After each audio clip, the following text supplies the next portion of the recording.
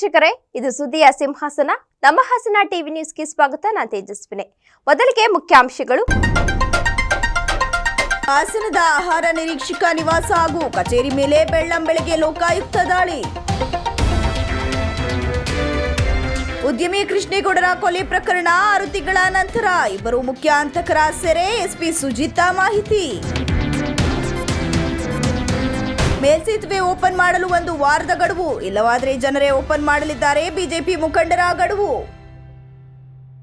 ಆದಾಯಕ್ಕಿಂತ ಹೆಚ್ಚು ಆಸ್ತಿಗಳಿಗೆ ಆರೋಪದ ದೂರು ಬಂದ ಹಿನ್ನೆಲೆಯಲ್ಲಿ ಆಹಾರ ನಿರೀಕ್ಷಕರ ನಿವಾಸ ಹಾಗೂ ಕಚೇರಿ ಮೇಲೆ ಲೋಕಾಯುಕ್ತರು ದಾಳಿ ನಡೆಸಿ ಪರಿಶೀಲನೆಯನ್ನ ನಡೆಸಿ ಮಹತ್ವದ ದಾಖಲೆಗಳನ್ನು ವಶಪಡಿಸಿಕೊಂಡಿದ್ದಾರೆ. ಮೊದಲು ಫುಡ್ ಇನ್ಸ್ಪೆಕ್ಟರ್ ಜಗನ್ನಾಥ್ ವಾಸವಾಗಿರುವ ರಿಂಗ್ ರಸ್ತೆ ಬಳಿ ಇರುವ ನಿವಾಸದ ಮೇಲೆ ದಾಳಿ ನಡೆಸಿರುವ ಲೋಕಾಯುಕ್ತ ಅಧಿಕಾರಿಗಳು ಆತ ಕೆಲಸ ನಿರ್ವಹಿಸುವ ಕಚೇರಿ ಹಾಗೂ ನಿವಾಸದ ಮೇಲೆ ದಾಳಿ ನಡೆಸಿದ್ದು, ನಂತರ ಜಗನ್ನಾಥ್ ಸಹೋದರ ರಿಯಲ್ ಎಸ್ಟೇಟ್ ಉದ್ಯಮಿ ಕಿರಣ್ ನಿವಾಸದ ಹಾಗೂ ಕಚೇರಿ ಮೇಲೂ ದಾಳಿ ನಡೆಸಿ ಕೆಲ ಗಂಟೆಗಳ ಕಾಲ ದಾಖಲೆ ಪರಿಶೀಲನೆ ಮಾಡಿದ್ದಾರೆ. ಲೋಕಾಯುಕ್ತ ಎಸ್ಪಿ ಮಲ್ಲಿಕ್ ಮಾರ್ಗದರ್ಶನದಲ್ಲಿ ಡಿಒಎಸ್ಪಿ ತಿರುಮಲೇಶ್, ಇನ್ಸ್ಪೆಕ್ಟರ್ಗಳಾದ ಬಾಲು, ಶಿಲ್ಪಾ ನೇತೃತ್ವದ ಆಸ್ತಿ ಪರಿಶೀಲಿಸಿದ್ದಾರೆ. ಬುಧವಾರದಂದು ಬೆಳಗಿನ ಜಾವದ ವೇಳೆ ಒಂದೇ ಬಾರಿಗೆ ದಾಳಿ ನಡೆಸಿರುವ ಲೋಕಾಯುಕ್ತ ಅಧಿಕಾರಿಗಳು ಅನೇಕ ಗಂಟೆಗಳ ಕಾಲ ದಾಖಲೆ ಪರಿಶೀಲಿಸಿದರು. ಜೆಡಿಎಸ್ ಮುಖಂಡ ಹಾಗೂ ಗ್ರಾನೈಟ್ ಉದ್ಯಮಿ ಕೃಷ್ಣೇಗೌಡರ ಕೊಲೆಗೈದ 2 ಪ್ರಮುಖ ಹಂತಕರು 6 ತಿಂಗಳ ನಂತರ ಸಿಕ್ಕಿಬಿದ್ದಿದ್ದಾರೆ ಎಂದು ಜಿಲ್ಲಾ ಪೊಲೀಸ್ ವರಿಷ್ಠಾಧಿಕಾರಿ ಮೊಹಮ್ಮದ್ ಸುಜೀತಾ ಮಾಹಿತಿ ನೀಡಿದರು. ಜೆಡಿಎಸ್ ಮುಖಂಡ ಹಾಗೂ ಗ್ರಾನೈಟ್ ಉದ್ಯಮಿ ಕೃಷ್ಣೇಗೌಡರ ಕೊಲೆಗೈದ 2 ಪ್ರಮುಖ ಹಂತಕರನ್ನ 6 ತಿಂಗಳ ನಂತರ ಸಿಕ್ಕಿಬಿದ್ದಿದ್ದಾರೆ ಎಂದು ಜಿಲ್ಲಾ ಪೊಲೀಸ್ ವರಿಷ್ಠಾಧಿಕಾರಿ ಮೊಹಮ್ಮದ್ ಸುಜೀತಾ ಮಾಹಿತಿ ನೀಡಿದರು. ಜಿಲ್ಲಾ ಎಸ್ಪಿ ಕಚೇರಿಯ ಸಭಾಂಗಣದಲ್ಲಿ ಮಾಧ್ಯಮಕ್ಕೆ ಮಾಹಿತಿ ನೀಡಿದ ಅವರು, ಉದ್ಯಮಿ ಕೃಷ್ಣೇಗೌಡರ ಕೊಲೆ ಮಾಡಿದ ನಂತರ ಭಾಗಿಯಾಗಿದ್ದ ಎಲ್ಲ ಆರೋಪಿಗಳನ್ನು ಬಂಧಿಸಲಾಗಿತ್ತು. ಆದರೆ ಪ್ರಮುಖ ಆರೋಪಿಗಳಾದ ಯೋಗಾನಂದ 38 ವರ್ಷ, ಮಂಜುನಾಥ್ ಅಲಿಯಾಸ್ ಹಾಗೂ ಅನಿಲ್ 32 ವರ್ಷ ಎಂಬುವವರು ತಲೆಮರೆಸಿಕೊಂಡಿದ್ದರು. ಇವರನ್ನ ತುಮಕೂರು ಜಿಲ್ಲೆಯ ತುರುವೇಕೆರೆ ಗ್ರಾಮದ ತೋಟದ ಮನೆಯೊಂದರಲ್ಲಿ ಬಂಧಿಸಲಾಗಿದೆ ಅಂತ ಹೇಳಿದರು. ಸುದ್ದಿಗೋಷ್ಠಿಯಲ್ಲಿ ಡಿಒಎಸ್ಪಿ ವೆಂಕಟೇಶ್ ನಾಯ್ಡು, ಸಿಒಡಿ ಡಿಒಎಸ್ಪಿ ಮೊಹಮ್ಮದ್ ಶರೀಫ್ ಇತರರು ಉಪಸ್ಥಿತರಿದ್ದರು. ಹಾಸನಗೋಳ ರೂರಲ್ ಪೊಲೀಸ್ ಸ್ಟೇಷನಲ್ಲಿ ದಾಖಲಾಗಿರುವ ಪ್ರಕರಣ ಸಂಖ್ಯೆ 194/23. ಅಲ್ಲಿ ಕೃಷ್ಣೇಗೌಡ ಎಂಬುವವರಿಗೆ ಮರ್ಡರ್ ಅನ್ನು ಆಗಿರ್ತದೆ. ಈ ಹಿನ್ನೆಲೆಯಲ್ಲಿ ಸುಮಾರು 14 ಜನ ಆರೋಪಿಗಳು ಈಗಾಗಲೇ ನಾವು ದಸ್ತಗಿರಿ ಮಾಡಿ ಕೋರ್ಟಲ್ಲಿ ಹಾಜರುಪಡಿಸಿದ್ವಿ. ಅದಾದಮೇಲೆ ಅವ್ರ ಮೇಲೆ ತನಿಖೆಯನ್ನು ಮುಂದುವರಿಸಿದ್ವಿ. ಸುಮಾರು ದಿನ ಆದಮೇಲೆ ಈ ಕೇಸನ್ನು ತನಿಖೆಯನ್ನು CIDಗೂ ನಮಗೆ ಟ್ರಾನ್ಸ್ಫರ್ ಆಗಿತ್ತು. ಅದಾದಮೇಲೆ CID ತಂಡ ಮತ್ತು ಹಾಸನ ಪೊಲೀಸ್ ಜಿಲ್ಲೆಯಲ್ಲಿ ಸೇರಿ ಮೇನ್ ಅಕ್ಯೂಸ್ಡ್ ಆದ ಯೋಗಾನಂದ್ ಮತ್ತು ಅನಿಲ್ ಅವರಿಬ್ಬರೂ ಅಬ್ಸ್ಕಾಂಡಿಂಗ್ ಅಲ್ಲಿ ಇದ್ರು. ಸುಮಾರು ದಿನ ತಲೆಮರೆಸ್ಕೊಂಡಿದ್ರು. ಒಂದು ತಂಡನ ರಚನೆ ಮಾಡಿ ನಾವು ಫಾಲೋ ಅಪ್ ಮಾಡುವಾಗ ನಿನ್ನೆ ದಿನಾಂಕ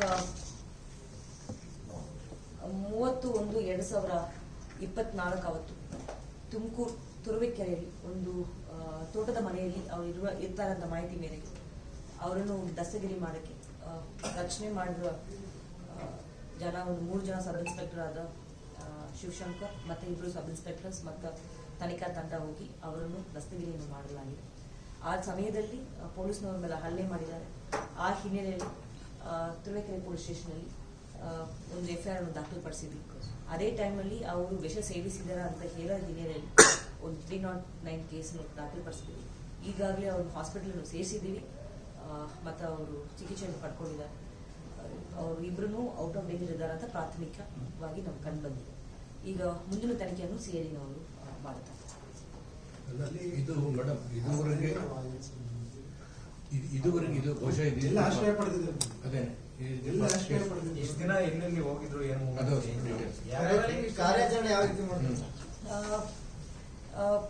ಈ ಕೇಸ್ ನಿಮಗೆಲ್ಲ ಗೊತ್ತಿದ್ದಂಗೆ ಒಂದು 2 ದಿನ ಹಿಂದೆ CIDಗೆ ಟ್ರಾನ್ಸ್ಫರ್ ಆಗಿತ್ತು. ಅದರಿಂದ ಹಿಂದೆನೂ ಸರಿ, ಅದಾದ್ಮೇಲೂ ಸರಿ ನಮ್ಮ ರಕ್ಷಣಾ ತಂಡ ಸುಮಾರು ಕಡೆ ಹೋಗಿದ್ದಾರೆ. ರಾಯಚೂರು ಮತ್ತು ಬಾರ್ಡರಿಂಗ್ ಡಿಸ್ಟ್ರಿಕ್ಸ್ ಯಾವ್ಯಾವ್ದಿತ್ತು ಎಲ್ಲ ಬಾರ್ಡರಿಂಗ್ ಡಿಸ್ಟ್ರಿಕ್ಸ್.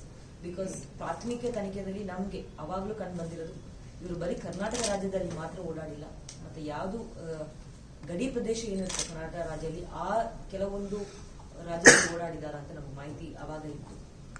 ಈಗ ಅವ್ರು ಎಲ್ಲೆಲ್ಲಿ ಓಡಾಡಿದ್ರು, ಸ್ಪಷ್ಟವಾಗಿ ಎಲ್ಲೆಲ್ಲಿ ಹೋಗಿ ಬಂದಿದ್ರು, ಎಲ್ಲೆಲ್ಲಿ ಉಳ್ಕೊಂಡಿದ್ರು, ಯಾರ್ಯಾರು ಅವ್ರಿಗೆ ಹಾರ್ಬರಿಂಗ್ ಅನ್ನು ಮಾಡೋದ್ರ ಬಗ್ಗೆ CIDಯನ್ನು ತನಿಖೆ ಮುಂದುವರಿಸ್ತಾರೆ. ಈಗ ಅವ್ರನ್ನು ಕೋರ್ಟ್ಗೆ ಹಾಜರುಪಡಿಸಿ ಅದಾದ್ಮೇಲೆ ಕಸ್ಟಡಿಯನ್ನು ತಗೊಂಡು ತನಿಖೆಯನ್ನು ಮುಂದುವರಿಸ್ತಾರೆ. ಈಗ ಸದ್ಯಕ್ಕೆ ನಮ್ಗಿರುವ ಮಾಹಿತಿ ಪ್ರಕಾರ ಕೆಲವೊಂದು ಕಡೆ ಅವರು ತರಕಾರಿ ಅಂಗಡಿಯಲ್ಲಿ ಕೆಲಸ ಮಾಡ್ಕೊಂಡು ಬಂದಿದ್ರು, ಕೆಲವೊಂದು ಕಡೆ ಕ್ಯಾಬ್ ಡ್ರೈವರ್ ಆಗಿ ಕೆಲಸ ಮಾಡಿದ್ರು, ಕೆಲವೊಂದು ಕಡೆ ಹೋಗಿ ಯಾವುದಾದ್ರೂ ಒಂದು ದೇವಸ್ಥಾನದಲ್ಲಿ ಹೊರಗಡೆ ಇಲ್ಲ ಪಕ್ಕ ಹಾಸನದ ಒಂದು ಭಾಗದ ಮೇಲ್ಸೇತುವೆ ಕಾಮಗಾರಿ ಮುಗಿದಿದ್ದು ಇನ್ನೊಂದು ವಾರದೊಳಗೆ ಮೇಲ್ಸೇತುವೆ ಓಪನ್ ಮಾಡದಿದ್ರೆ ಬಡಾವಣೆ ಜನರು ಸೇರಿ ಮುಂದಿನ ಕ್ರಮ ಕೈಗೊಳ್ಳಬೇಕಾಗುತ್ತದೆ ಎಂದು ನಗರಸಭೆ ಮಾಜಿ ಸದಸ್ಯ ಎಚ್ಎಂ ಸುರೇಶ್ ಹಾಸನದಲ್ಲಿ ಎಚ್ಚರಿಕೆ ನೀಡಿದರು. ಪತ್ರಿಕಾಗೋಷ್ಠಿಯಲ್ಲಿ ಬುಧವಾರ ಮಾತನಾಡಿ, ಜನರ ಬಹುನಿರೀಕ್ಷೆಯ ನಗರದ ಮೇಲ್ಸೇತುವೆ ವಿಚಾರವಾಗಿ ಯಕ್ಷ ಪ್ರಶ್ನೆ ಆಗಿತ್ತು. ಡಿಸೆಂಬರ್ ತಿಂಗಳಲ್ಲಿ ಈ ಸೇತುವೆಯನ್ನ ಜನಬಳಕೆಗೆ ಓಪನ್ ಮಾಡಲಾಗಿತ್ತು. ಸುಮಾರು 15 ದಿನಗಳ ಕಾಲ ವಾಹನ ಸಂಚಾರಕ್ಕೆ ಅವಕಾಶ ಮಾಡಿಕೊಡಲಾಗಿತ್ತು. ಆದರೆ ಏಕಾಏಕಿ 2 ಬದಿಯಲ್ಲೂ ಬಂದ್ ಮಾಡಲಾಗಿದೆ. ಇನ್ನುಳಿದ ಕೆಲಸ ಮಾಡಲು ಬಂದ್ ಮಾಡಿರಬಹುದು ಅಂದ್ಕೊಂಡು 2-3 ದಿನಗಳಲ್ಲಿ ರಸ್ತೆ ಸಂಚಾರಕ್ಕೆ ಅವಕಾಶ ಕೊಡಬಹುದು ಅಂತ ಅನ್ಕೊಂಡಿದ್ದೆ.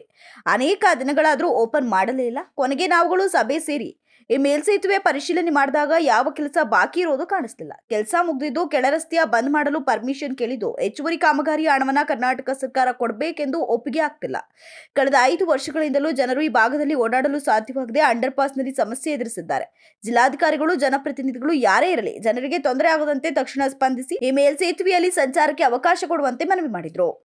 ಪತ್ರಿಕಾಗೋಷ್ಠಿನ ಕರೆದಿರ್ತಕ್ಕಂಥದ್ದು ನಗರದ ಫ್ಲೈಓವರ್ ವಿಚಾರವಾಗಿ ಒಂಥರ ಯಕ್ಷ ಪ್ರಶ್ನೆ ಆಗಿದೆ. ತಮಗೂ ಎಲ್ಲ ಗೊತ್ತಿರಂಗೆ ಡಿಸೆಂಬರ್ ತಿಂಗಳಲ್ಲಿ ಫ್ಲೈಓವರ್ನ ಜನಬಳಕೆಗೆ ಓಪನ್ ಮಾಡಿದ್ರು. ಸುಮಾರು ಒಂದು 15 ದಿವಸಗಳ ಕಾಲ ಜನ ಅದರಲ್ಲಿ ಫ್ಲೈಓವರ್ನ ಬಳಸ್ತಾ ಇದ್ರು. ಏಕಾಏಕಿ ಕೆಲವು ದಿನಗಳಿಂದ 2 ಕಡೆನೂ ಕ್ಲೋಸ್ ಮಾಡಿದ್ರು. ಅವಾಗ ನಾವು ಅನ್ಕೊಂಡಿದ್ದೇನೋ ಕೆಲಸ ಇರ್ಬೋದು, ಮೋಸ್ಟ್ಲಿ ರಿಫ್ಲೆಕ್ಟರ್ ಹಾಕೋದು ಏನೋ ಕೆಲಸ ಉಳಿದಿರ್ಬೋದು, ಹಂಗ ಕ್ಲೋಸ್ ಆಗಿರ್ಬೋದು, 2-3 ದಿವಸಕ್ಕೆ ತೆರವಾಗ್ಬೋದು ಅನ್ನೋ ಭಾವನೆ ಇತ್ತು. ಈಗ ಅನೇಕ ದಿನಗಳಾದರೂ ಕ್ಲೋಸ್ ಮಾಡಲಿಲ್ಲ, ಕ್ಲೋಸ್ ಆಗಿತ್ತು, ಓಪನ್ ಆಗಿಲ್ಲ. ಏನು ಅಂತೇಳಿ ಸದಸ್ಯರುಗಳು ನಾವೇ ಹಿಂಗೆ ಕೂತ್ಕೊಂಡು ಚರ್ಚೆ ಮಾಡ್ಬೇಕು ಏನಿರ್ಬೋದು ಅಂತೇಳಿ ಹೋಗಿ ನೋಡೋಣ ಅಂತೇಳಿ ಇಡೀ ಸ್ಟ್ರೆಚ್ನ ಅಲ್ಲಿಂದ ಇಲ್ಲಿವರೆಗೂ ಓಡಾಡಿದ್ರು. ಯಾವುದೇ ತರದ ಕಾಮಗಾರಿಗಳು ಕೂಡ ಯಾವ ಕೆಲಸನೂ ಕೂಡ ಅಲ್ಲಿ ಆಗ್ತಾ ಇಲ್ಲ. ಏನೂ ಕೆಲಸ ಆಗ್ಮೇಲೆ ಓಪನ್ ಮಾಡಿ 15 ದಿವಸ ಬಿಟ್ಟು ಮತ್ತೆ ಯಾಕೆ ಕ್ಲೋಸ್ ಮಾಡಿದ್ರು ಅಂತೇಳಿ ರೈಲ್ವೆ ಡಿಪಾರ್ಟ್ಮೆಂಟ್ಗೆ ಹೋಗಿ ಅಲ್ಲಿ ಸಂಬಂಧಪಟ್ಟ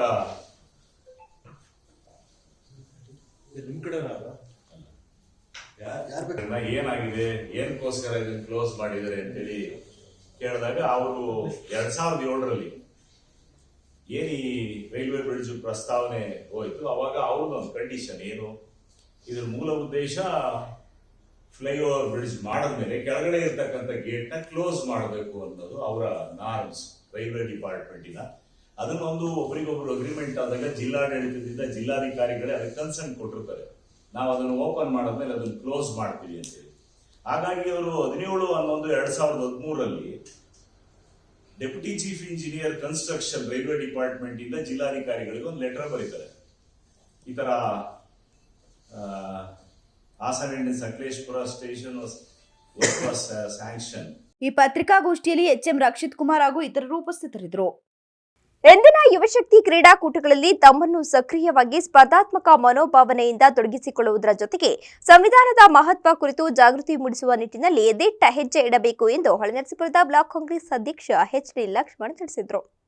ಪಟ್ಟಣದ ಬಾಲಕರ ಸರ್ಕಾರಿ ಪದವಿ ಪೂರ್ವ ಕಾಲೇಜಿನ ಮೈದಾನದಲ್ಲಿ ಡಾಕ್ಟರ್ ಅಂಬೇಡ್ಕರ್ ಅಭಿಮಾನಿಗಳು 75ನೇ ವರ್ಷದ ಸಂವಿಧಾನ ದಿನಾಚರಣೆ ಪ್ರಯುಕ್ತ ಆಯೋಜಿಸಿದ ರಾಜ್ಯಮಟ್ಟದ ಒನಲು ಬೆಳಕಿನ ಕಬಡ್ಡಿ ಪಂದ್ಯಾವಳಿಗೆ ಚಾಲನೆ ನೀಡಿ ಮಾತನಾಡಿದ ಅವರು, ಸಂವಿಧಾನ ಪ್ರತಿಯೊಬ್ಬರ ಉಸಿರು ಮತ್ತು ಶಕ್ತಿಯಾಗಬೇಕು.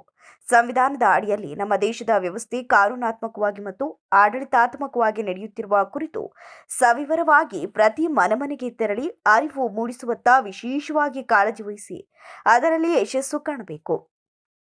ನಮ್ಮ ದೇಶದ ಸಂವಿಧಾನ ವಿಶ್ವಕ್ಕೆ ಮಾದರಿಯಾಗಿರುವ ಕುರಿತು ವಿಶ್ವದ ಹಲವಾರು ಪ್ರಮುಖ ದೇಶಗಳಿಂದ ಮೆಚ್ಚುಗೆ ವ್ಯಕ್ತವಾಗುತ್ತಿದ್ದು, ಆಯಾ ದೇಶಗಳಲ್ಲಿ ಡಾಕ್ಟರ್ ಬಿಆರ್ ಅಂಬೇಡ್ಕರ್ ಅವರ ಹೆಸರು ಮತ್ತು ಪ್ರತಿಮೆಯನ್ನ ಗ್ರಂಥಾಲಯಗಳ, ವಿಶ್ವವಿದ್ಯಾನಿಲಯಗಳ ಎದುರು ಪ್ರತಿಷ್ಠಾಪಿಸುತ್ತಿರುವುದು ಬಾಬಾ ಸಾಹೇಬರ ಶ್ರಮಕ್ಕೆ ಮತ್ತು ಹೋರಾಟಕ್ಕೆ ಸಿಕ್ಕ ಜಯವಾಗಿದ್ದು, ವಿಶ್ವವ್ಯಾಪ್ತಿ ಮೆಚ್ಚುಗೆ ವ್ಯಕ್ತವಾಗುತ್ತಿರುವುದು ನಮ್ಮೆಲ್ಲರಿಗೂ ಹೆಮ್ಮೆ ತರುವಂತಹ ಹೆಗ್ಗಳಿಕೆಯ ವಿಷಯ ಅಂತ ತಿಳಿಸಿದರು. ನಮ್ಮ ಡಾಕ್ಟರ್ ಬಿಆರ್ ಅಂಬೇಡ್ಕರ್ ನಗರದ ಕಣ್ಮಣಿಗಳು ಇವತ್ತು ರಾಜ್ಯ ಮಟ್ಟದ ಕಬಡ್ಡಿ ಪಂದ್ಯಾವಳಿಯನ್ನ ಇವತ್ತು ಆಯೋಜಿಸಿದ್ದಾರೆ. ಆಯೋಜಕರಿಗೆ ಮೊದಲನೇದಾಗಿ ಅಭಿನಂದನೆ ಸಲ್ಲಿಸ್ತೇನೆ. ಏನಿವತ್ತು ನಾವೇನೇ ಕಾರ್ಯಕ್ರಮ ಹಮ್ಮಿಕೋಬೇಕಾದ್ರೂ ಆಯೋಜಿಸಬೇಕಾದ್ರೂ ಯಾವ ಒಂದು ವ್ಯವಸ್ಥೆ ಮಾಡಬೇಕಾದ್ರೂ ನಮ್ಮ ಮೂಲ ಉಸಿರು ಡಾಕ್ಟರ್ ಬಾಬಾ ಸಾಹೇಬ್ ಅಂಬೇಡ್ಕರ್ ಸಾಹೇಬರು. ಆ ಬಾಬಾ ಸಾಹೇಬ್ ಅಂಬೇಡ್ಕರ್ ಸಾಹೇಬರು ಬರೆದಿರುವಂತಹ ಸಂವಿಧಾನವನ್ನ ಇದೇ ಸಂದರ್ಭದಲ್ಲಿ ಆಯೋಜಕರಾದ ದೀಕ್ಷಿತ್, ಸಂಜಯ್, ಅವಿನಾಶ್, ಸ್ಥಳೀಯ ಮುಖಂಡರುಗಳಾದ ಎಚ್ಎನ್ ರಾಘವೇಂದ್ರ, ಉಮೇಶ್, ತಾರೀಶ್, ಮದನ್, ಜಾವರೀಶ ಇತರರು ಹಾಜರಿದ್ದರು. ನಿಧಿ ಆಸೆಗಾಗಿ ಉದ್ಭವ ಮೂರ್ತಿಯಾಗಿರುವ ಹಾದಿ ಮಾದೇಶ್ವರನ ಮೂರ್ತಿಯನ್ನ ಕಳ್ಳರು ಕದ್ದೊಯ್ದಿರುವ ಘಟನೆ ಹಾಸನ ಜಿಲ್ಲೆಯ ಹೊಳೆನರಸೀಪುರ ತಾಲೂಕಿನ ಕೃಷ್ಣಾಪುರದಲ್ಲಿ ನಡೆದಿದೆ. ಹೌದು, ಉದ್ಭವ ಮೂರ್ತಿಯಾಗಿರುವ ಆದಿ ಮಾದೇಶ್ವರ ದೇವರ ಮೂರ್ತಿಯನ್ನ ಕದ್ದೊಯ್ದಿರುವ ಚೋರರು ನಿಧಿ ಆಸೆಗಾಗಿ ಈ ಕೃತ್ಯವನ್ನ ಮಾಡಿದ್ದಾರೆ ಅಂತ ಹೊಳೆನರಸೀಪುರ ಗ್ರಾಮಾಂತರ ಠಾಣಾ ವ್ಯಾಪ್ತಿಯ ಪೊಲೀಸರು ಶಂಕೆ ವ್ಯಕ್ತಪಡಿಸಿದ್ದಾರೆ. ಹೊಳೆನರಸೀಪುರ ಅರಕಲಗೂಡು ರಸ್ತೆಯಲ್ಲಿರುವ ಕೃಷ್ಣಾಪುರದ ಗ್ರಾಮದಲ್ಲಿರುವ ಆದಿ ಮಾದೇಶ್ವರ ದೇವಾಲಯದಲ್ಲಿ ಈ ರೀತಿಯ ಘಟನೆ ಸಂಭವಿಸಿದೆ. ಘಟನೆ ನಡೆದ ಸ್ಥಳಕ್ಕೆ ಗ್ರಾಮಾಂತರ ವ್ಯಾಪ್ತಿಯ ಪೊಲೀಸರು ಸದ್ಯ ಭೇಟಿ ನೀಡಿ ಪರಿಶೀಲನೆ ನಡೆಸಿ ಪ್ರಕರಣ ದಾಖಲಿಸಿಕೊಂಡಿದ್ದಾರೆ. ನಾವು ತೆಗೆದುಕೊಳ್ಳುವ ಆಹಾರದಲ್ಲಿ ಜಾಗೃತಿ ವಹಿಸಿದ್ರೆ ಅನೇಕ ರೋಗಗಳಿಂದ ದೂರ ಇರಬಹುದು ಎಂದು ಹಾಸನ ಧರ್ಮಸ್ಥಳ ಮೆಡಿಕಲ್ ಕಾಲೇಜ್ ವೈದ್ಯ ಡಾಕ್ಟರ್ ಸ್ನೇಹ ಅರಸೀಕೆರೆಯಲ್ಲಿ ತಿಳಿಸಿದರು. ತಾಲೂಕಿನ ಆಗುಂದ ತಾಂಡ್ಯದಲ್ಲಿನ ಶ್ರೀ ಸೂರ್ಯನಾರಾಯಣ ದೇವಾಲಯ ಆವರಣದಲ್ಲಿ ಶ್ರೀ ಧರ್ಮಸ್ಥಳ ಗ್ರಾಮಾಭಿವೃದ್ಧಿ ಯೋಜನೆ ಮತ್ತು ಹಾಸನ ಧರ್ಮಸ್ಥಳ ಮೆಡಿಕಲ್ ಕಾಲೇಜು ಸಂಯುಕ್ತಾಶ್ರಯದಲ್ಲಿ ಆಯೋಜಿಸಿದ ಉಚಿತ ಆರೋಗ್ಯ ತಪಾಸಣೆ ಮತ್ತು ಔಷಧಿ ವಿತರಣೆ ಶಿಬಿರದಲ್ಲಿ ರೋಗಿಗಳ ತಪಾಸಣೆ ನಡೆದ ನಂತರ ಪತ್ರಕರ್ತರೊಂದಿಗೆ ಮಾತನಾಡಿದ ಅವರು, ಹಾಸನ ಎಸ್ಡಿಎಂ ಆಸ್ಪತ್ರೆಯಲ್ಲಿ 350 ಹಾಸಿಗೆಗಳ ಸೌಲಭ್ಯವಿದ್ದು ಉಚಿತ ಚಿಕಿತ್ಸೆ ಮತ್ತು ಔಷಧಿಗಳನ್ನು ನೀಡಲಾಗುತ್ತೆ. ಜನತೆ ಇದರ ಸೌಲಭ್ಯವನ್ನ ಪಡೆದುಕೊಳ್ಳಬೇಕೆಂದು ಸಾರ್ವಜನಿಕರಲ್ಲಿ ಮನವಿ ಮಾಡಿದರು. ಎಸ್ಬಿಎಂ ವತಿಯಿಂದ ಜಿಲ್ಲಾದ್ಯಂತ ಅನೇಕ ಉಚಿತ ಆರೋಗ್ಯ ತಪಾಸಣೆ ಮತ್ತು ಚಿಕಿತ್ಸಾ ಶಿಬಿರಗಳನ್ನು ಮಾಡಲಾಗುತ್ತಿದೆ ಅಂತ ತಿಳಿಸಿದರು. ಈ ಶಿಬಿರದಲ್ಲಿ ಸುಮಾರು 200 ರೋಗಿಗಳು ಈ ಸೌಲಭ್ಯವನ್ನು ಪಡೆದರು. ನಮಸ್ತೆ, ನಾವು SDM ಆಸ್ಪತ್ರೆಯಿಂದ ಬಂದಿದ್ದೀವಿ. SDM ಆಸ್ಪತ್ರೆ ಹಾಸನದಿಂದ ಬಂದಿದ್ದೀವಿ. ಇವತ್ತು ಇಲ್ಲಿ ಉಚಿತ ಶಿಬಿರ ನಡೀತಿದೆ, ಆರೋಗ್ಯ ಶಿಬಿರ. ಇಲ್ಲಿ ನಾವು ಉಚಿತವಾಗಿ ಜನರ ಕಷ್ಟಗಳು ನೋಡಿ ಅವ್ರಿಗೇನು ಸಮಸ್ಯೆ, ಆರೋಗ್ಯದಲ್ಲಿ ಏನು ಸಮಸ್ಯೆ ಇದೆ ಮತ್ತು ಅವರ ಆಹಾರ ವಿಹಾರಗಳಲ್ಲಿ ಏನು ವ್ಯತ್ಯಾಸ ಮಾಡಿಕೊಳ್ಬೇಕು ಅನ್ನೋದ್ರ ನಿಟ್ಟಿನಿಂದ ಅವ್ರಿಗೆ ಚೆಕಪ್ ಮಾಡಿ ಮೆಡಿಸಿನ್ ಕೂಡ ಉಚಿತವಾಗಿ ಕೊಡ್ತಾ ಇದ್ದೀವಿ. ಇಲ್ಲಿ ಎಲ್ಲ ಸಮಸ್ಯೆಯನ್ನು ನೋಡೋಕ್ಕಾಗದಿದ್ರು ಕೂಡ ನೀವು ಯಾವತ್ತೇ SDM ಆಸ್ಪತ್ರೆಗೆ ಬಂದರೆ ಪ್ರತಿಯೊಂದು ಕಾರಣಕ್ಕೂ ಅಲ್ಲಿ ಒಂದು ಚಿಕಿತ್ಸೆ ಇರುತ್ತೆ ಮತ್ತು 350 ಬೆಡ್ಗಳ ಸೌಲಭ್ಯ ಕೂಡ ಇದೆ. ಸೊ ನೀವು ಅಡ್ಮಿಟ್ ಆದರೂ ಕೂಡ ನಿಮಗೆ ಊಟದ ಸೌಲಭ್ಯ ಆಗಲಿ, ಮೆಡಿಸಿನ್ ಸೌಲಭ್ಯ ಆಗಲಿ, ಡಾಕ್ಟರ್ನ ದಿನ ನೋಡೋ ಸೌಲಭ್ಯ ಆಗಲಿ, ಇವೆಲ್ಲ ನಿಮ್ಗೆ ಅಲ್ಲಿ ಸಿಗುತ್ತೆ. ಏನೇ ಆರೋಗ್ಯ ಸಮಸ್ಯೆ ಇದ್ದರೂ ಕೂಡ SDM ಆಸ್ಪತ್ರೆಗೆ ಬರ್ಬೋದು. ಇದೇ ಸಂದರ್ಭದಲ್ಲಿ ಧರ್ಮಸ್ಥಳ ಗ್ರಾಮೀಣಾಭಿವೃದ್ಧಿ ಯೋಜನಾಧಿಕಾರಿ ಅಕ್ಷತಾ ರಾಯ್, ಮೇಲ್ವಿಚಾರಕಿ ಅರಿಣಾಕ್ಷಿ, ಜ್ಞಾನ ವಿಕಾಸ ಸಮನ್ವಯಾಧಿಕಾರಿ ಸಂಗೀತ, ಒಕ್ಕೂಟದ ಅಧ್ಯಕ್ಷ ಮುನೀಶ್, ಸೇವಾ ಪ್ರತಿನಿಧಿಗಳು, ವೈದ್ಯರುಗಳಾದ ಡಾಕ್ಟರ್ ಎಸ್, ಡಾಕ್ಟರ್ ಮೇಘನಾ, doctor Ananya, doctor Trishul, doctor Anju Mohan, doctor Shreya, doctor Vasanth Kumar, doctor Gagan Raj, ಸಹಾಯಕರಾದ ಶಿವಪ್ಪ ಮತ್ತೆ ಹರೀಶ್ ಸೇರಿದಂತೆ ಇನ್ನೂ ಇತರರು ಉಪಸ್ಥಿತರಿದ್ದರು. ಹಾಸನದ ಹಾಸನಾಂಬ ಸರ್ಕಲ್ನಲ್ಲಿ ಸ್ನೇಹಿತರ ಬಳಗದವರ ವತಿಯಿಂದ ಶ್ರೀ ಶಿವಕುಮಾರ ಸ್ವಾಮೀಜಿಯವರ ಪುಣ್ಯಾರಾಧನೆ ಮಹೋತ್ಸವದ ಅಂಗವಾಗಿ ಪೂಜೆ ಪುನಸ್ಕಾರಗಳು ಹಾಗೂ ಅನ್ನದಾಸೋಹದ ವ್ಯವಸ್ಥೆ ಮಾಡಿದರು. ಹಾಸನಾಂಬ ಸರ್ಕಲ್ ಸ್ನೇಹಿತರ ಬಳಗದವರು ಹಾಗೂ ಅಲ್ಲಿನ ಸುತ್ತಮುತ್ತಲಿನ ವ್ಯಾಪಾರಸ್ಥರು, ಸಾರ್ವಜನಿಕರು ಪಾಲ್ಗೊಂಡಿದ್ದರು. ಶ್ರೀ ಜಗದೀಶ್ ಶಾಸ್ತ್ರಿಗಳು ಪೂಜೆ ಪುನಸ್ಕಾರಗಳನ್ನು ನೆರವೇರಿಸಿದರು. ಹಾಸನಾಂಬೆ ದೇವಿಯ ಹಾಗೂ ಶ್ರೀ ಸಿದ್ದೇಶ್ವರ ಸ್ವಾಮಿ ದೇವಾಲಯದ ಮುಂಭಾಗದಲ್ಲಿ ಅನ್ನದಾಸೋಹ ನೆರವೇರಿಸಿದರು. ಬೇಲೂರಿನ ವಜ್ರಕಾಯ ಕರಾಟೆ ಮತ್ತು ಬಾಕ್ಸಿಂಗ್ ಅಸೋಸಿಯೇಷನ್ ರಿಜಿಸ್ಟರ್ಡ್ನ ಕರಾಟೆ ಶಾಲೆಯ ಕಲರ್ ಬೆಲ್ಟ್ ಪರೀಕ್ಷೆ ಇಂದು ಏರ್ಪಡಿಸಲಾಗಿತ್ತು. ಈ ಬೆಲ್ಟ್ ಪರೀಕ್ಷೆಯಲ್ಲಿ 38 ಮಕ್ಕಳು ಕರಾಟೆ ಕಲರ್ ಬೆಲ್ಟ್ಗಳನ್ನು ಪಡೆಯುವಲ್ಲಿ ಯಶಸ್ವಿಯಾಗಿದ್ದಾರೆ ಎಂದು ಕರಾಟೆ ಮುಖ್ಯ ಶಿಕ್ಷಕರಾದ ಕೌಶಿಕ್ ರಾವ್ ತಿಳಿಸಿದ್ದಾರೆ. ಕಲರ್ ಬೆಲ್ಟ್ ನಿರೀಕ್ಷಕರಾದಂತಹ ಶಶಿಕುಮಾರ್ ಮತ್ತು ಸಾತ್ವಿಕ್ ಗೌಡ ಮಾತನಾಡಿ, ಈಗಿನ ಮಕ್ಕಳಿಗೆ ಮೊಬೈಲ್ ಮತ್ತು ಟಿವಿ ದುಶ್ಚಟಗಳನ್ನು ಬಿಡಿಸಿ ಕರಾಟೆ ಕಲೆ ಮತ್ತು ಸಾಂಸ್ಕೃತಿಕ ಕಲೆಗಳನ್ನು ಮೈಗೂಡಿಸಿಕೊಳ್ಳಬೇಕೆಂದು ತಿಳಿಸಿದರು. ಸ್ಥಳೀಯ ಪ್ರತಿಷ್ಠಿತ ಶಾಲೆಯ ಮೌಂಟ್ ಕಾರ್ಮೆಲ್ ಶಾಲಾ ಒಳ ಆವರಣದಲ್ಲಿ ನಡೆದಿದ್ದು, ಪೋಷಕರು ತಮ್ಮ ಮಕ್ಕಳ ಆಯಾ ಬಣ್ಣಗಳ ಕರಾಟೆ ಬೆಲ್ಟ್ ಪಡೆದ ಈ ಸಾಧನೆಯನ್ನ ಪ್ರಶಂಸಿಸಿದರು. ಬೇಲೂರು ತಾಲೂಕಿನ ಅರೆಹಳ್ಳಿ ಪಟ್ಟಣದ ಸಂತೆ ಮೈದಾನದಲ್ಲಿ ಹಮ್ಮಿಕೊಳ್ಳಲಾಗಿದ್ದ ಮಾಸಿಕ ಸಂತೆ ಕಾರ್ಯಕ್ರಮದಲ್ಲಿ ಮಹಿಳೆಯರು ಆರ್ಥಿಕವಾಗಿ ಸಬಲರಾಗಲು ಸ್ವಾವಲಂಬಿಗಳಾಗಬೇಕು ಎಂದು ಕಮಲ ಚೆನ್ನಪ್ಪ ತಿಳಿಸಿದರು. ಕೌಶಲ್ಯಾಭಿವೃದ್ಧಿ, ಉದ್ಯಮಶೀಲತೆ ಮತ್ತು ಜೀವನೋಪಾಯ ಇಲಾಖೆ ಹಾಗೂ ಗ್ರಾಮೀಣಾಭಿವೃದ್ಧಿ ಪಂಚಾಯತ್ ರಾಜ್ ಇಲಾಖೆ ವತಿಯಿಂದ ಗ್ರಾಮೀಣ ಭಾಗದ ಸ್ವಸಹಾಯ ಸಂಘಗಳಲ್ಲಿ ತೊಡಗಿಕೊಂಡಿರುವ ಮಹಿಳೆಯರು ತಯಾರಿಸಿರುವ ಉತ್ಪನ್ನಗಳನ್ನು ಮಾರಾಟ ಮಾಡಲು ವೇದಿಕೆ ಕಲ್ಪಿಸಿ ಅವರು ಆರ್ಥಿಕವಾಗಿ ಅಭಿವೃದ್ಧಿ ಹೊಂದಲು ಉತ್ತೇಜನ ನೀಡುವ ಕಾರ್ಯಕ್ರಮವನ್ನು ಏರ್ಪಡಿಸಲಾಗಿತ್ತು. ಈ ವೇಳೆ ತಾಲೂಕು ಪಂಚಾಯಿತಿ ಮಾಜಿ ಅಧ್ಯಕ್ಷರಾದ ಕಮಲಾ ಚೆನ್ನಪ್ಪ ಮಾತನಾಡಿ, ಇಂತಹ ಸಂತೆಗಳಲ್ಲಿ ಹೆಚ್ಚಿನ ಸಂಘಗಳು ಪಾಲ್ಗೊಳ್ಳಬೇಕು, ಗುಣಮಟ್ಟದ ಹಾಗೂ ಪರಿಶುದ್ಧವಾದ ಉತ್ಪನ್ನ ತಯಾರಿಸಬೇಕು, ಉತ್ಪನ್ನಗಳ ಬಗ್ಗೆ ಪ್ರಚಾರವನ್ನು ಮಾಡಬೇಕು, ಮಹಿಳೆಯರ ಈ ಚಟುವಟಿಕೆಗಳಿಗೆ ಸಾರ್ವಜನಿಕರು ಪ್ರೋತ್ಸಾಹ ಹಾಗೂ ಸಹಕಾರ ನೀಡಬೇಕು. ಮೊದಲೆಲ್ಲ ಇಂತಹ ಯೋಜನೆಗಳು ಇರಲಿಲ್ಲ, ಆದರೆ ಮಹಿಳೆಯರ ಅಭಿವೃದ್ಧಿಗಾಗಿ ವಿವಿಧ ಅವಕಾಶಗಳನ್ನು ಒದಗಿಸುವ ಮೂಲಕ ಸರ್ಕಾರವು ಇಂತಹ ಯೋಜನೆಗಳನ್ನು ಜಾರಿಗೆ ತರಲಾಗಿದೆ. ಆದ್ದರಿಂದ ಎಲ್ಲ ಮಹಿಳೆಯರು ಇದರ ಸದುಪಯೋಗ ಪಡೆದುಕೊಂಡು ಸ್ವಾವಲಂಬಿಗಳಾಗಿ ಆರ್ಥಿಕತೆಯಲ್ಲಿ ಸಬಲರಾಗಬೇಕು ಅಂತ ತಿಳಿಸಿದರು. ಮಲೆನಾಡು ಮಲ್ಲಿಗೆ ಒಕ್ಕೂಟದ ಅಧ್ಯಕ್ಷರಾದ ರೇಣುಕಾರವರು ಮಾತನಾಡಿ, ಸರ್ಕಾರವು ಸ್ವಸಹಾಯ ಸಂಘಗಳ ಮೂಲಕ ಮಹಿಳೆಯರ ಅಭಿವೃದ್ಧಿಗಾಗಿ ವಿವಿಧ ಯೋಜನೆಯಡಿ ಕಡಿಮೆ ಬಡ್ಡಿ ದರದಲ್ಲಿ ಕಿರುಸಾಲ ನೀಡುತ್ತಿದ್ದು, ಇದನ್ನು ಎಲ್ಲ ಮಹಿಳೆಯರು ಸದುಪಯೋಗ ಪಡಿಸಿಕೊಳ್ಳಬೇಕು. ಸಾಲ ನೀಡುತ್ತವೆ ಎಂದರೆ ಬಡ್ಡಿ ಬರುವ ಎಲ್ಲರಿಗೂ ಹೇಳಿದ್ದಾರೆ, ಆದ್ರೂ ಈ ಕಡಿಮೆ ಸಂಖ್ಯೆಯಲ್ಲಿ ಎಲ್ಲರೂ ಅಂಗಡಿಗಳೆಲ್ಲ ಹಾಕಿದ್ದಾರೆ. ಪಾಪ ಸಾಲ ಕೊಡ್ತೀನಿ ಅಂತ ಹೇಳಿದ್ರೆ ಮಹಿಳೆಯರು ಎಲ್ಲರೂ ಬರ್ತಾ ಇದ್ರು ಓಡೋಡಿ, 50,000 ರೂಪಾಯಿ ಸಾಲ ಕೊಡ್ತೀನಿ ಸಂಘದಲ್ಲಿ ಒಕ್ಕೂಟದಲ್ಲಿ ಅಂತ ಪ್ರತಿಯೊಬ್ಬ ಮಹಿಳೆಗಿಂತ ಇಲ್ಲಿ ಬಂದು ಭಾಗವಹಿಸ್ತಾ ಇದ್ರು. ಅದೇ ಅಂಗಡಿಗಳನ್ನ ಹಾಕಿ ಅಂತ ಹೇಳಿದ್ರೆ ಯಾರು ಬರ್ತಾ ಇಲ್ಲ ಅಂಗಡಿಗಳನ್ನ ಹಾಕ್ಲಿಕ್ಕೆ.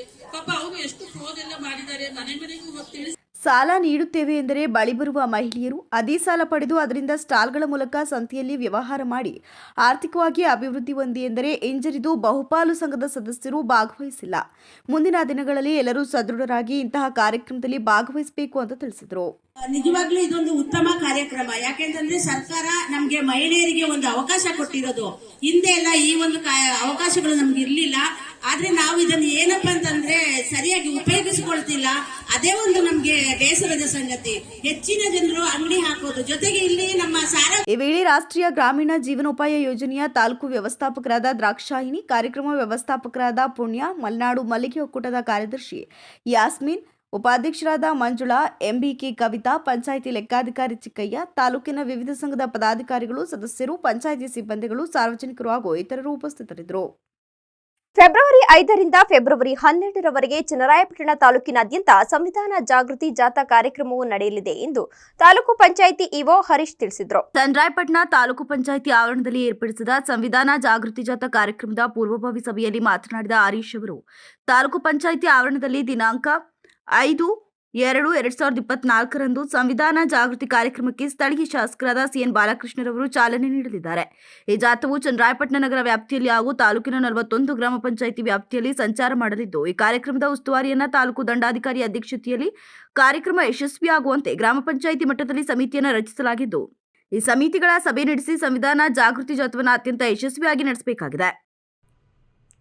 ಸಂವಿಧಾನ ಜಾಗೃತಿ ಜಾಥಾ ಸಂದರ್ಭದಲ್ಲಿ ಡಾಕ್ಟರ್ ಬಾಬಾ ಸಾಹೇಬ್ ಅಂಬೇಡ್ಕರ್ ಅವರ ನೇತೃತ್ವದಲ್ಲಿ ರಚಿಸಲಾದಂಥ ಸಂವಿಧಾನದ ಮಹತ್ವ ಮತ್ತು ಅದರಲ್ಲಿರ್ತಕ್ಕಂಥ ಆಶಯಗಳ ಬಗ್ಗೆ ಸಾರ್ವಜನಿಕರಲ್ಲಿ ಅರಿವು ಮೂಡಿಸ್ತಕ್ಕಂಥ ಕೆಲಸವನ್ನು ಮಾಡುವಂಥದ್ದು ಒಂದು ಉದ್ದೇಶ. ಆದರೆ ರಾಜ್ಯ ಸರ್ಕಾರದ 5 ಗ್ಯಾರಂಟಿ ಯೋಜನೆಗಳನ್ನು ಈ ಕಾರ್ಯಕ್ರಮದಲ್ಲಿ ಎಲ್ಲ ಜನಪ್ರತಿನಿಧಿಗಳು, ಅಂಗನವಾಡಿ ಕಾರ್ಯಕರ್ತೆಯರು, ಆಶಾ ಕಾರ್ಯಕರ್ತೆಯರು, ಸರ್ಕಾರಿ ಅಧಿಕಾರಿಗಳು, ನೌಕರರು, ಸಾರ್ವಜನಿಕರು, ಸಂಘ ಸಂಸ್ಥೆಯ ಪ್ರತಿನಿಧಿಗಳು, ಪತ್ರಿಕಾ ಮಾಧ್ಯಮದವರು ಈ ಕಾರ್ಯಕ್ರಮದಲ್ಲಿ ಭಾಗವಹಿಸಿ ಈ ಕಾರ್ಯಕ್ರಮವನ್ನು ಯಶಸ್ವಿಗೊಳಿಸಬೇಕು ಅಂತ ಮನವಿ ಮಾಡಿದರು. ಪ್ರತಿ ಗ್ರಾಮ ಪಂಚಾಯತ್ ವ್ಯಾಪ್ತಿಯಲ್ಲಿ ನಡೀತಕ್ಕಂಥ ಈ ಕಾರ್ಯಕ್ರಮದಲ್ಲಿ ಎಲ್ಲ ಸರ್ಕಾರಿ ನೌಕರರು, ಆಶಾ ಮತ್ತು ಅಂಗನವಾಡಿ ಕಾರ್ಯಕರ್ತೆಯರು, ಎಲ್ಲ ಸಂಘ ಸಂಸ್ಥೆಗಳ ಪ್ರತಿನಿಧಿಗಳು ಹಾಗೂ ಚುನಾಯಿತ ಪ್ರತಿನಿಧಿಗಳು ಕಡ್ಡಾಯವಾಗಿ ಪಾಲ್ಗೊಳ್ಳುವ ಮುಖಾಂತರ ಈ ಕಾರ್ಯಕ್ರಮವನ್ನು ಯಶಸ್ವಿಗೊಳಿಸಲಿಕ್ಕೆ ಈ ಮೂಲಕ ವಿನಂತಿಸಲಾಗಿದೆ. ಫೀಸ್ ಸಂಗ್ರಹಿಸುವ ಖಾಸಗಿ ಶಾಲೆಗಳಿಗಿಂತ ಸರ್ಕಾರಿ ಶಾಲೆಗಳಲ್ಲಿ ಎಲ್ಲಾ ಸೌಲಭ್ಯಗಳನ್ನು ಉಚಿತವಾಗಿ ನೀಡಿದರೂ ಕೂಡ ಮಕ್ಕಳ ಕಾರ್ಯಕ್ರಮದಲ್ಲಿ ಪೋಷಕರು ಭಾಗವಹಿಸದೇ ಇರುವುದು ಬೇಸರದ ಸಂಗತಿ ಎಂದು ಹಾಸನ ಸಿಆರ್ಪಿ ಚಂದ್ರಕಾಂತ್ ತಿಳಿಸಿದರು. ನಗರದ ಚನ್ನಪಟ್ಟಣ ವೃತ್ತದ ಬಳಿ ಇರುವ ಸರ್ಕಾರಿ ಹಿರಿಯ ಪ್ರಾಥಮಿಕ ಶಾಲೆಯ ಆವರಣದಲ್ಲಿ ಡಯಾಟ್ ಹಾಗೂ ಬಿಆರ್ಸಿ ವತಿಯಿಂದ ಜಂಟಿಯಾಗಿ ಹಮ್ಮಿಕೊಳ್ಳಲಾಗಿದ್ದ ಇಂಗ್ಲಿಷ್ ಫೆಸ್ಟಿವಲ್ ಕಾರ್ಯಕ್ರಮವನ್ನು ಜ್ಯೋತಿ ಬೆಳಗುವುದರ ಮೂಲಕ ಉದ್ಘಾಟಿಸಿ ಮಾತನಾಡಿದ ಅವರು, ಡಯಟ್ ಹಾಗೂ ಬಿಆರ್ಸಿ ವತಿಯಿಂದ ಜಂಟಿಯಾಗಿ ಈ ಇಂಗ್ಲಿಷ್ ಫೆಸ್ಟಿವಲ್ ಕಾರ್ಯಕ್ರಮ ನಡೆಯುತ್ತಿದ್ದು, ಇದರ ಮೂಲ ಉದ್ದೇಶ ಅಂದರೆ 2023-24ನೇ ಸಾಲಿನಲ್ಲಿ ನಾವು ಗುಣಾತ್ಮಕ ಶೈಕ್ಷಣಿಕ ವರ್ಷ ಎಂದು ಕರೆಯುತ್ತೇವೆ. ಈ ಹಿನ್ನೆಲೆಯಲ್ಲಿ ಉತ್ತಮ ಶಿಕ್ಷಣ ನೀಡಬೇಕು ಎನ್ನುವ ನಿಟ್ಟಿನಲ್ಲಿ ನಮ್ಮ ಡಯಾಟ್ ವತಿಯಿಂದ ಅನೇಕ ವಿಭಿನ್ನವಾದ ಕಾರ್ಯಕ್ರಮವನ್ನು ಏರ್ಪಡಿಸುತ್ತಾ ಬರಲಾಗಿದೆ. ಪ್ರತಿ ತಿಂಗಳು ಒಂದೊಂದು ವಿಶೇಷವಾದ ಕಾರ್ಯಕ್ರಮವನ್ನು ಆಯೋಜಿಸುತ್ತಾ ಬರಲಾಗಿದೆ. ಅದರಲ್ಲಿ ಕನ್ನಡ ಭಾಷಾ ಮಾಸಾಚರಣೆ, ಮೆಟ್ರಿಕ್ ಮೇಳವನ್ನು ಡಿಸೆಂಬರ್ ತಿಂಗಳು ನಡೆಸಲಾಗಿದ್ದು, ಈ ತಿಂಗಳಲ್ಲಿ ಇಂಗ್ಲಿಷ್ ಅರಿವು ಮೂಡಿಸಲು ಇಂಗ್ಲಿಷ್ ಫೆಸ್ಟ್ ಕಾರ್ಯಕ್ರಮ ಹಮ್ಮಿಕೊಳ್ಳಲಾಗಿದೆ. ಮುಂದಿನ ತಿಂಗಳಲ್ಲಿ ವಿಜ್ಞಾನ ವಸ್ತು ಪ್ರದರ್ಶನ ಕಾರ್ಯಕ್ರಮ ಮಾಡಲಾಗುವುದು. ಇನ್ನೆರಡು ದಿನದಲ್ಲಿ ವಿಜ್ಞಾನ ಶಿಕ್ಷಕರಿಗೆ ತರಬೇತಿ ಕೊಟ್ಟು ನಂತರ ಕಾರ್ಯಕ್ರಮ ನಡೆಸಲಾಗುವುದು ಅಂತ ಕಿವಿ ಮಾತು ಹೇಳಿದರು. ಇದೇ ದಿನ ಅಟ್ ಎ ಟೈಮ್ ಒಂದೇ ದಿವಸದಲ್ಲಿ ನಡೀತಾ ಇರ್ತಕ್ಕಂತಹ ಒಂದು ಕಾರ್ಯಕ್ರಮ.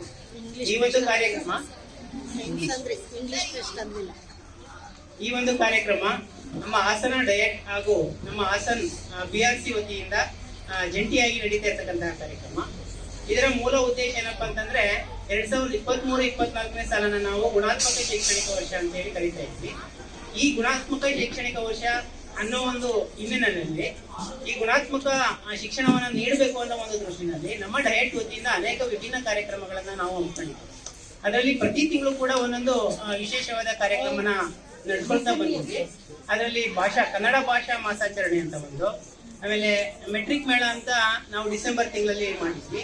ಅದೇ ರೀತಿ ಈ ತಿಂಗಳಲ್ಲಿ ಇಂಗ್ಲಿಷ್ ಒಂದು ಅವೇರ್ನೆಸ್ ನ ಮೂಡಿಸಬೇಕು ಅನ್ನೋ ಒಂದು ದೃಷ್ಟಿನಲ್ಲಿ ಇಂಗ್ಲಿಷ್ ಫೆಸ್ಟ್ ಅನ್ನೋ ಒಂದು ಕಾರ್ಯಕ್ರಮ ಮಾಡ್ತಿದ್ವಿ. ಅದೇ ರೀತಿ ಮುಂದಿನ ತಿಂಗಳು ಕೂಡ ವಿಜ್ಞಾನ ವಸ್ತು ಪ್ರದರ್ಶನ ಅಂತ ಹೇಳ್ಬಿಟ್ಟು ಒಂದು ಕಾರ್ಯಕ್ರಮನ ಮಾಡ್ತಿದ್ವಿ. ಈ ಬಗ್ಗೆ ನಮ್ಮೆಲ್ಲರಿಗೂ ಕೂಡ ನೆನೆ ತರಬೇತಿ ಆಗಿದೆ. ನಾವು ಇನ್ನೊಂದೆರಡು ದಿವಸದಲ್ಲಿ ವಿಜ್ಞಾನ ಶಿಕ್ಷಕರಿಗೆ ತರಬೇತಿಯನ್ನು ಕೊಟ್ಬಿಟ್ಟು ಮುಂದಿನ ತಿಂಗಳಲ್ಲಿ ಇದೇ ವೇಳೆ ಪ್ರಾಂಶುಪಾಲರಾದ ವಿನಯಕುಮಾರಿ, ಹಿರಿಯ ಪ್ರಾಥಮಿಕ ಶಾಲೆಯ ಮುಖ್ಯ ಶಿಕ್ಷಕರಾದ ಶೈಲಜಾ, ಬಿವಿ ಪುಷ್ಪಲತಾ, ದೈಹಿಕ ಶಿಕ್ಷಕರಾದ ಕೃಷ್ಣೇಗೌಡ, ಸಹ ಶಿಕ್ಷಕರಾದ HM Geetha, HP Manjunath, KM Harish, CD Bharathi, KB Raksha, HP Anupama, SDMC ಅಧ್ಯಕ್ಷರಾದ ಲಕ್ಷ್ಮಿ ಹಾಗೂ ಇತರರು ಉಪಸ್ಥಿತರಿದ್ದರು. ಸಕಲೇಶಪುರ ಪಟ್ಟಣದಲ್ಲಿ ಬೀದಿ ನಾಯಿಗಳ ಹಾವಳಿ ಮಿತಿ ಮೀರಿದ್ದು, ಜಿಲ್ಲಾಡಳಿತ ಬೀದಿ ನಾಯಿಗಳ ಒಪ್ಪಟಳಿಕೆ ಕಡಿವಾಣ ಹಾಕಬೇಕೆಂದು ಪ್ರಗತಿಪರ ಸಂಘಟನೆಗಳ ಒಕ್ಕೂಟದ ಅಧ್ಯಕ್ಷ ಮಲ್ನಾಡ್ ಮೆಹಬೂಬ್ ತಿಳಿಸಿದರು. ಸುದ್ದಿಗೋಷ್ಠಿಯಲ್ಲಿ ಮಾತನಾಡಿದ ಅವರು, ಬೀದಿ ನಾಯಿ ಹಾವಳಿ ಸಮಸ್ಯೆ ಪರಿಹಾರ ಮಾಡಲಾಗದ ಕೆಲವರು ಎಲ್ಲಸಲ್ಲದ ಆಪಾದನೆ ಮಾಡುತ್ತಾ ಬೀದಿ ನಾಯಿ ಹಾವಳಿಗೆ ಪರೋಕ್ಷವಾಗಿ ಕಾರಣರಾಗಿದ್ದಾರೆ ಎಂದು ದೂರಿದರು. ಇತ್ತೀಚಿನ ದಿನಗಳಲ್ಲಿ ಪಟ್ಟಣ ವ್ಯಾಪ್ತಿಯಲ್ಲಿ ಬೀದಿ ನಾಯಿಗಳ ಕಾಟ ಮಿತಿ ಮೀರಿದ್ದು, ದಿನನಿತ್ಯ ನಾಯಿಗಳು ಅಮಾಯಕರನ್ನ ಕಚ್ಚಿ ಗಾಯಗೊಳಿಸುತ್ತಿದೆ. ಸಮಸ್ಯೆಯನ್ನ ಬಗೆಹರಿಸಬೇಕಾದ ಅಧಿಕಾರಿಗಳು, ಕೆಲವು ಪುರಸಭಾ ಸದಸ್ಯರುಗಳು ಈ ಸಮಸ್ಯೆಗೆ ನಾನು ಕಾರಣನಾಗಿದ್ದೇನೆ ಎಂದು ಕೆಲವರು ಪ್ರಪೋಗಂಡ ಮಾಡ್ತಿದ್ದಾರೆ. ಈ ಹಿನ್ನೆಲೆ ಸಾರ್ವಜನಿಕರಿಗೆ ಸ್ಪಷ್ಟೀಕರಣ ಸಹ ನಾನು ನೀಡುತ್ತಿದ್ದೇನೆ ಅಂತ ಹೇಳಿದರು. ಇಡೀ ಪ್ರಕರಣದಲ್ಲಿ ನಾನು ಎಲ್ಲಿಯೂ ಬೀದಿ ನಾಯಿ ಹಿಡಿಯದಿರುವಂತೆ, ಈ ಸಮಸ್ಯೆ ಪರಿಹಾರ ಮಾಡದಿರುವಂತೆ ನಾನು ಎಲ್ಲೂ ಸಹ ಹೇಳಿಲ್ಲ. ಆದರೆ ಈ ಸಮಸ್ಯೆ ಪರಿಹಾರ ಮಾಡಲಿ. ಬೀದಿ ನಾಯಿಗಳ ಭಯದಿಂದ ಸಾರ್ವಜನಿಕರು ನಿರ್ಭೀತಿಯಿಂದ ನಡೆದಾಡುವಂತಾಗಲು ಪುರಸಭೆ ಮುಂದಾಗಬೇಕು ಅಂತ ಹೇಳಿದರು. ಇವತ್ತು ನಾವೊಂದು ಗಂಭೀರವಾದ ಸಮಸ್ಯೆ ಬಗ್ಗೆ ಪತ್ರಿಕಾಗೋಷ್ಠಿಯನ್ನು ಮಾಡ್ತಿದ್ವಿ. ಸಕಲೇಶಪುರದಲ್ಲಿ ತುಂಬ ಸಮಸ್ಯೆಗಳಿದ್ದಾವೆ. ಸಕಲೇಶಪುರ ಅಂದರೆ ಒಂದು ಸಮಸ್ಯೆಗಳ ಅಗರನೆ ಅನ್ಬೋದು. ಕಾಡಾನೆ ಸಮಸ್ಯೆಗಳಿಂದ ಹಿಡಿದು ಅನೇಕ ಸಮಸ್ಯೆಗಳು ನಮ್ಮನ್ನು ಕಾಡ್ತವೆ. ಅದರ ಮಧ್ಯದಲ್ಲಿ ಈ ಬೀದಿ ನಾಯಿಗಳ ಒಂದು ಸಮಸ್ಯೆ ಜನಗಳನ್ನು ಬಹಳಷ್ಟು ಕಾಡ್ತವೆ. ಆದರೆ ನಮ್ಮ ವ್ಯವಸ್ಥೆ ಏನಿದೆ ಅದು ಯಾವುದೇ ರೀತಿಯ ಒಂದು ಸಮಸ್ಯೆಗಳನ್ನ ಪರಿಹಾರ ಮಾಡೋದಕ್ಕೆ ಪ್ರಯತ್ನನೇ ಪಡ್ತಾರೆ. ಇವತ್ತು ನಾವು ಈ ಬೀದಿ ನಾಯಿ ಸಮಸ್ಯೆಯನ್ನು ಪರಿಹಾರ ಮಾಡಿ ಅಂತ ಹೇಳಿ ಸರ್ಕಾರಕ್ಕೆ ಒತ್ತಾಯ ಮಾಡೋದಕ್ಕೋಸ್ಕರ ಮತ್ತು ಪುರಸಭೆಗೆ ಒತ್ತಾಯ ಮಾಡೋಕ್ಕೋಸ್ಕರ ನಾವೊಂದು ಸುದ್ದಿಗೋಷ್ಠಿಯನ್ನು ಕರೆದಿದ್ವಿ. ಈ ಸುದ್ದಿಗೋಷ್ಠಿಯಲ್ಲಿ ಒಂದು ಸ್ಪಷ್ಟೀಕರಣ ಕೂಡ ಕೊಡೋದು ಕೂಡ ಇದನ್ನು ಒಂದು ನನಗೆ ಇತ್ತೀಚೆಗೆ ತಿಳಿದಂಥ ಮಾಹಿತಿ ಏನಪ್ಪ ಅಂತ ಹೇಳಿದ್ರೆ, ಬೀದಿ ನಾಯಿ ಈ ಸಮಸ್ಯೆಗೆ ಸಂಬಂಧಪಟ್ಟಂತೆ ಕೆಲವರು ನನ್ನ ಹೆಸರನ್ನು ದುರ್ಬಳಕೆ ಮಾಡ್ತಾ ಇದ್ದಾರೆ. ಬೀದಿ ನಾಯಿಯನ್ನು ಹಿಡಿಯೋದಕ್ಕೆ ಅಥವಾ ಅದನ್ನು ಸಮಸ್ಯೆಯನ್ನು ಪರಿಹಾರ ಮಾಡೋದಕ್ಕೆ ಈ ಮಲ್ನಾಡ್ ಮಹಬೂಬ್ ಅವರು ತೊಡಕಾಗಿದ್ದಾರೆ. ಅವರು ಏನೇನೋ ಇಲ್ಲ ಸ್ಥಳದನ್ನ ಕಾನೂನು ತೊಡಕನ್ನು ಮಾಡ್ತಾ ಇದ್ದಾರೆ. ಅದಕ್ಕೋಸ್ಕರ ನಾನು ಇದು ಯಾಕೆ ನನಗೆ ಈ ಸಮಸ್ಯೆ ನನ್ನ ಜೊತೆ ಸೇರ್ಕೊಂಡಿದೆ, ಅದಕ್ಕೆ ಒಂದು ಸಣ್ಣ ಸೂಚನೆಯನ್ನು ಕೊಡ್ತೀನಿ. ನಾನು ನಿಮಗೆ ಗೊತ್ತಿರೋಂಗೆ ಅನೇಕ ಸಮಸ್ಯೆಗಳಿಗೆ ಸಂಬಂಧಪಟ್ಟಂತೆ ಹೋರಾಟಗಳನ್ನು ಮಾಡ್ತಾ ಇರ್ತೀನಿ. ಮತ್ತು ಎಲ್ಲೋ ಕೆಲವು ಭ್ರಷ್ಟಾಚಾರಗಳಿಗೆ ಸಂಬಂಧಪಟ್ಟಂತೆ ನಾನು ಕೂಡ ಈ ಮಾಹಿತಿ ಹಕ್ಕಲ್ಲಿ ಮಾಹಿತಿಯನ್ನು ತಗೊಂಡು ಕಾನೂನಾತ್ಮಕವಾಗಿ ಹೋರಾಟವನ್ನು ಕೂಡ ಮಾಡ್ತೀನಿ.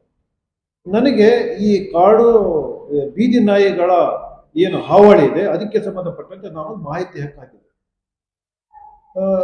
ಯಾಕೆ ಹಾಕಿದ್ದೆ ಅಂತ ಹೇಳಿದ್ರೆ, ಇಲ್ಲಿ ಎಲ್ಲೋದ್ರೂ ಬೀದಿ ನಾಯಿಗಳು ಇರೋದು, ಜನಗಳಿಗೆ ಕಚ್ತಾ ಇರೋದು, ಎಲ್ಲ ಮಾಡೋದು. ಆದರೆ ನಾವು ನಮ್ಮ ಪತ್ರಿಕೆ ಒಳಗಡೆ ಮತ್ತೆ ಹೊರಗಡೆ ಎಲ್ಲ ಗೊತ್ತಾಗೋದೇನಪ್ಪ ಅಂದ್ರೆ ಬೀದಿ ನಾಯಿಗಳನ್ನು ಹಿಡಿತಾ ಇದ್ದೀವಿ, ಅದನ್ನು ಬೇರೆ ಕಡೆ ಸಾಗಣೆ ಮಾಡ್ತಾ ಇದ್ದೀವಿ ಅಂತ. ನನ್ನ ಮನಸ್ಸಲ್ಲಿ ಒಂದು ಅನುಮಾನ ಬಂತು. ಈ ಬೀದಿ ನಾಯಿಗಳನ್ನು ಹಿಡಿದು ಸಾಗಣೆ ಮಾಡಿದ್ರೆ ಮತ್ತೆ ಪರಿಹಾರ ಆಗಬೇಕಾಯ್ತಲ್ಲ, ಇದು ಬೀದಿ ನಾಯಿಗಳು ಯಾಕೆ ಪರಿಹಾರ ಆಗ್ತಾ ಇಲ್ಲ ಅಂತ ನಾನು ಮಾಹಿತಿ ಹಕ್ಕಲ್ಲಿ ಒಂದು ಅಪ್ಲಿಕೇಶನ್ ಹಾಕಿ ಕೇಳಿದೆ. ನೀವು ಬೀದಿ ನಾಯಿ ನಿಯಂತ್ರಣ ಮಾಡೋದಕ್ಕೆ ಏನೇನು ಕ್ರಮ ತಗೊಂಡಿದ್ರಿ, ಮತ್ತೆ ಹಿಡಿದು ಸಾಗಣೆ ಮಾಡಿದ್ರೆ ಅದಕ್ಕೆ ಮಾಹಿತಿಗಳು ಅಂದರೆ ಅದಕ್ಕೆ ದಾಖಲೆಗಳ ಕೊಡಿ ಅಂತ ಕೇಳಿದೆ. ನನಗೆ ದಾಖಲೆಗಳನ್ನೇ ಕೊಡಲಿಲ್ಲ. ಆದರೆ ದಾಖಲೆಗಳು ಏನು ಕೊಡಬೇಕಾಗಿತ್ತು ಅಂದರೆ, ಈಗ ಬೀದಿ ನಾಯಿಗಳನ್ನು ಹಿಡಿದಿದ್ರೆ ಅದು ಹಿಡಿಯುವಂಥ ಫೋಟೋಸ್ ಕೊಡಬೇಕಾಯಿತು, ಮತ್ತು ಯಾರು ಗುತ್ತಿಗೆದಾರ ಕೊಡಬೇಕಾಯಿತು, ಅಥವಾ ಹಿಡಿದಿದ್ದಕ್ಕೆ ಸಂಬಂಧಪಟ್ಟಂತೆ ಏನು ರೆಕಾರ್ಡಿಂಗ್ ಕಾರ್ಡ್ ಇರ್ತದೆ ಕೊಡಬೇಕಾಯ್ತು, ಕೊಡಲಿಲ್ಲ. ಆಮೇಲೆ ಯಾಕೆ ನೀವು ನನಗೆ ಕೊಡ್ತಾ ಇಲ್ಲ ಅನ್ಬೇಕಾದ್ರೆ ನನಗೆ ಮುನ್ಸಿಪಾಲಿಟಿ ಅವರು ಹೇಳಿದ್ರು, ಪುರಸಭೆ ಹೇಳಿದ್ರು, ಇಲ್ಲ ನಾವು ಅದನ್ನು ಸಾಯಿಸಿ ಅದನ್ನು ನಾವು ಬೇರೆ ಕಡೆ ಬೇರೆ ವ್ಯವಸ್ಥೆ ಮಾಡಿದ್ದೀವಿ. ಅವಾಗ ನೀವು ಹೇಳಿದ್ರೆ ಆಯ್ತಪ್ಪ, ಅಧಿಕಾರ ದಾಖಲೆಗಳನ್ನ ಕೊಡಿ ಅಂತ ಕೇಳಿ. ಆದರೆ ಅದಕ್ಕೂ ದಾಖಲೆ ಕೊಡಲಿಲ್ಲ. ಆಗ ನನಗೆ ಗೊತ್ತಾಗಿದ್ದು ಸತ್ಯ ಏನಪ್ಪ ಅಂತ ಹೇಳಿದ್ರೆ, ಇವರು ಬೀದಿ ನಾಯಿ ನಿಯಂತ್ರಣ ಮಾಡ್ತೀವಿ ಅಂತ ಹೇಳಿ ಪ್ರತಿ ವರ್ಷಕ್ಕೆ 2 ಬಾರಿ ಸುಮ್ಮನೆ ಟೆಂಡರ್ ಕರೆಯೋದು. 2 ಬಾರಿ ಟೆಂಡರ್ ಕರೆದ್ಬಿಟ್ಟು 2 ಲಕ್ಷ ರೂಪಾಯಿನ ಸುಮ್ಮನೆ ಬಿಲ್ ಮಾಡ್ಕೊಂಡು ತಿನ್ನೋದು. ಇದಕ್ಕೆ ಪುರಸಭೆಯ ಸದಸ್ಯರು ಕೆಲವರು, ಪುರಸಭೆ ಅಧ್ಯಕ್ಷರು, ಪುರಸಭೆ ಮುಖ್ಯಾಧಿಕಾರಿಗಳು ಇದೊಂದು ಚಾಳಿಯಾಗಿ ಹೋಗಿತ್ತು. ವರ್ಷಕ್ಕೆ 4 ಲಕ್ಷ ರೂಪಾಯಿ ಹಣನ ತಿನ್ನೋರು. ಈಗ ಸಕಲೇಶ್ವರ ಪುರಸಭೆ ಅಂದರೆ ಕಸ ತಿನ್ನೋದ್ರಲ್ಲಿ, ಕಕ್ಕಸಿ ಹಣ ತಿನ್ನೋದ್ರಲ್ಲಿ ಎಲ್ಲದನ್ನೂ ಕೂಡ ಫೇಮಸ್ಸು. ಆದರೆ ಬೀದಿ ನಾಯಿಯ ಹಣನ ತಿನ್ನೋದು ಅಂತ ಹೇಳಿದ್ರೆ ಅದನ್ನು ನನಗೆ ಯಾಕೆ ಚೆನ್ನಾಗಿ ಕಂಡಿಲ್ಲ. ಅವಾಗ ನಾನು ಏನು ಮಾಡಿದೆ, ಇದನ್ನು ಕೇಸ್ ಮಾಡ್ತೀನಿ ಅಂತ ಹೇಳ್ಬಿಟ್ಟು ನಾನು ಅವ್ರನ್ನ ಕೇಸ್ ಫೈಲ್ ಮಾಡಿದೆ. ಎಲ್ಲಿ ತನಕ ಕೇಸ್ ಫೈಲ್ ಮಾಡ್ತಾ ಇದ್ದೆ, ಇಲ್ಲಿಂದ ಹೋಗಿ ಹೈಕೋರ್ಟಿಗೆ ಹೋಯ್ತು ಆ ಕೇಸು. ನಾನು ದಾಖಲೆಗಳನ್ನು ಕೇಳಿದೆ. ನಾನು ಏನೇನು ಕೇಳಿದೆ ಅಂದರೆ, ನೀವು ನಾಯಿಗಳನ್ನು ಹಿಡಿದಿದ್ರೆ ಅದು ದಾಖಲೆ ಕೊಡಿ, ಅದನ್ನು ಸಾಯಿಸಿದ ದಾಖಲೆಯನ್ನು ಕೊಡಿ, ಮತ್ತು ಯಾರು ಗುತ್ತಿಗೆದಾರ ಅದನ್ನು ದಾಖಲೆ ಕೊಡಿ, ಮತ್ತು ಅವರಿಗೆ ಹಣ ನೀವು ಕ್ಯಾಶ್ ಕೊಟ್ಟಿದ್ದೀರಾ, ಚೆಕ್ ಕೊಟ್ಟಿದ್ದೀರಾ ಕೊಡಿ ಅಂತ ನಾನು ಕೇಳಿದೆ. ಆದರೆ ಅವರೇನು ಮಾಡಿದ್ರು ಅಂದರೆ, ಒಂದು ಹೇಳ್ತೀನಿ, ಸಕಲೇಶ್ಪುರದ ಸುದ್ದಿಗೋಷ್ಠಿಯಲ್ಲಿ ಕೊಳಲು ಕಲಾವಿದ ಸಾಸು ವಿಶ್ವನಾಥ್ ಹಾಜರಿದ್ದರು. ಇಲ್ಲಿ ಮತ್ತೊಮ್ಮೆ ಮುಖ್ಯಾಂಶಗಳು. ಹಾಸನದ ಆಹಾರ ನಿರೀಕ್ಷಕ ನಿವಾಸ ಹಾಗೂ ಕಚೇರಿ ಮೇಲೆ ಬೆಳ್ಳಂಬೆಳಗ್ಗೆ ಲೋಕಾಯುಕ್ತ ದಾಳಿ. ಉದ್ಯಮಿ ಕೃಷ್ಣೇಗೌಡರ ಕೊಲೆ ಪ್ರಕರಣ 6 ತಿಂಗಳ ನಂತರ 2 ಮುಖ್ಯ ಹಂತಕರ ಸೆರೆ. ಎಸ್ಪಿ ಸುಜಿತಾ ಮಾಹಿತಿ. ಮೇಲ್ಸೇತುವೆ ಓಪನ್ ಮಾಡಲು 1 ವಾರದ ಗಡುವು, ಇಲ್ಲವಾದರೆ ಜನರೇ ಓಪನ್ ಮಾಡಲಿದ್ದಾರೆ ಬಿಜೆಪಿ ಮುಖಂಡರ ಗಡುವು.